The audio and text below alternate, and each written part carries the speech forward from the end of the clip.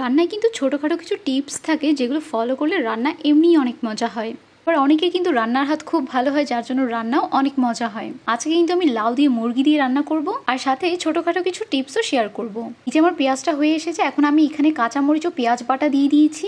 আর কাঁচামরিচ ব্লেন্ড করে দিলে কিন্তু অনেক সুন্দর একটা ফ্লেভার আসে। এখন দিয়ে দিব আমি সব রকমের মশলা, আদা বাটা, রসুন বাটা। এখন আমি দিয়ে দিব পরিমাণ মতো হলুদের গুঁড়া ও মরিচের গুঁড়া।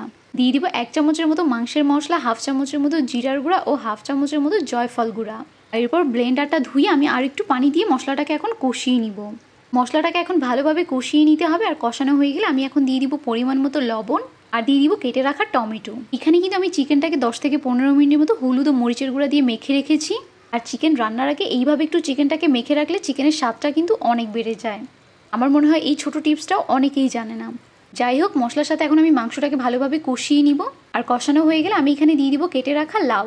লাউ দিয়ে মুরগির মাংস রান্না কার কার পছন্দ সেটা কিন্তু অবশ্যই একবার কমেন্টে জানাবে। আমাদের বাসায় কিন্তু সবাই লাউ দিয়ে মুরগি দিয়ে রান্না করলে অনেক বেশি পছন্দ করে খেতে। কিন্তু এরপর ঢাকনা দিয়ে আমি 20 মিনিটের মতো ঢেকে রান্না করে নিব। 20 মিনিট পর আমার রান্নাটাও হয়ে এসেছে। আর নামানোর আগে এখন আমি ধনেপাতা কুচি দিয়ে রান্নাটা শেষ করে নিব।